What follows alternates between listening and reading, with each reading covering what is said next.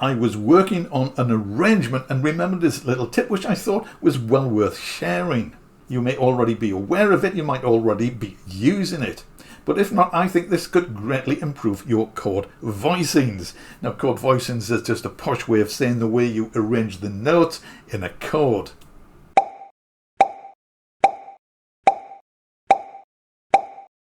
I made a little demo for you to explain what it is and how it works. Now, in that, I am mainly concentrating on the lower part of the keyboard, because if you play too many notes down there, the result can be very muddy. So that is what this little tip is intended partly to prevent.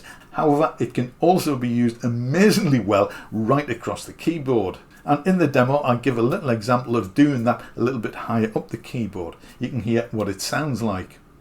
Just before we dive in, I set up the camera to take a shot of the keyboard. It was rock steady. Somewhere between setting up and pressing record, the rock moved, and there is a little bit of camera movement on the video. It's not a massive amount, but you will obviously be aware of it, and I do apologise for that. I will have to do better next time. So here's the problem. I've selected a nice Rhodes sound courtesy of Arturia Stage 73.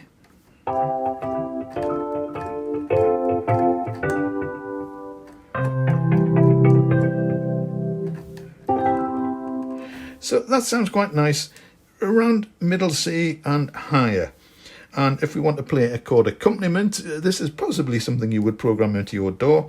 You might try something like this.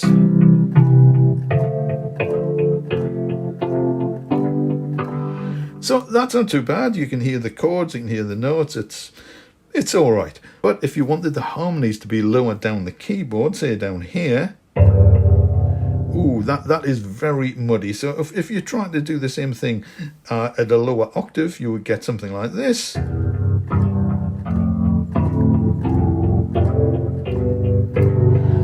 So you can still hear the chords, but it's very muddy. It's not what I would call a good sound. So what can we do about it? Well, very simply, we can spread the notes out. It doesn't matter where on the keyboard you play the notes. C, E and G will still give you the notes of a C chord. So we could play a C down here, a G up here, and an E up here. That is still a C chord. Of course, if we want the harmonies to be in the lower part of the keyboard, this E is not going to cut it. But what we can do, quite simply, we can just spread the notes out as much as we need, as much as we want, as much as the arrangement and harmonies allow. So instead of playing C, E, G, we can play the C and the G and move the middle note, the E, up an octave.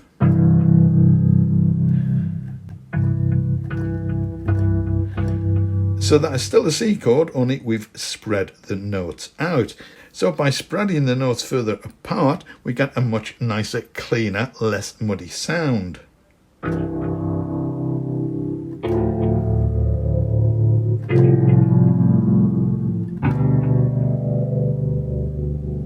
So I think you will agree that is far cleaner than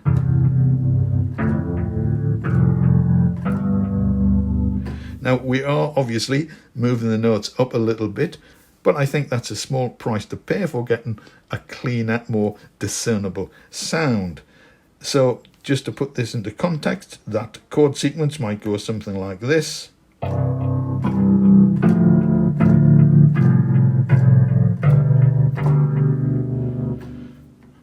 Which I think is better than the alternative. So I don't know what this chord formation might be called. This is a tenth. A tenth is the same as the third, so I don't know if this is an official music term for that sort of chord formation. Anyway, let's try this with a different sound. Now, obviously, how muddy the sound is going to be is going to depend on the sound that you use. So that was a piano. There will be some pianos which don't sound too bad that far down the keyboard, and there'll be others which sound even worse than that. So let's try this. This is a brass pad, courtesy of Native Instruments. So that's a quite nice sound. at that octave position. Now we can move it down another octave.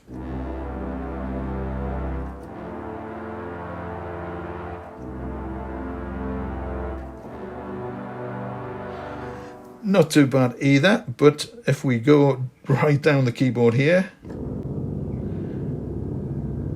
oh, that is just absolutely terrible. It just doesn't work at that octave range. So when you're creating arrangements and harmonies and so on, obviously you need to take into consideration the sound that you are using. Now, individually, if you were to play individual notes,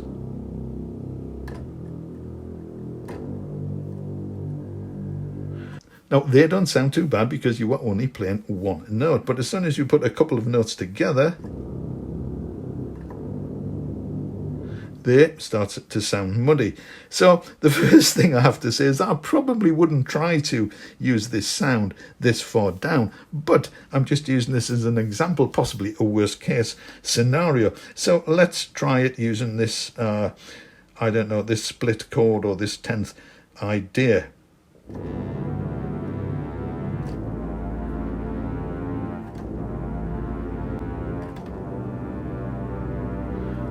Now again, I'm using these as probably extreme examples, so that is not perfect. Absolutely, this is not a sound I would try to put in a chord formation this far down the keyboard, but that does definitely sound a lot better than the original. No, that is just terrible.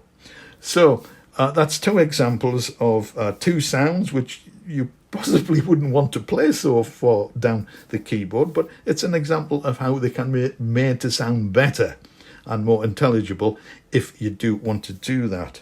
And of course, this split chord idea works anywhere on the keyboard, particularly higher up.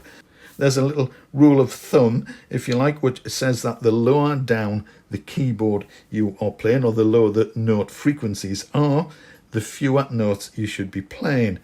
And the higher up the keyboard, the more notes you can play. And we just proved that because we can play very close clustered notes. We just really couldn't do anything like that down there.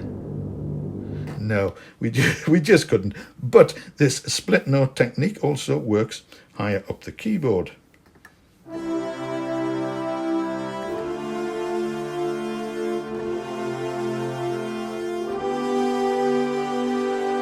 And in fact, I think that sounds very nice, possibly even nicer than using the closed chord formation.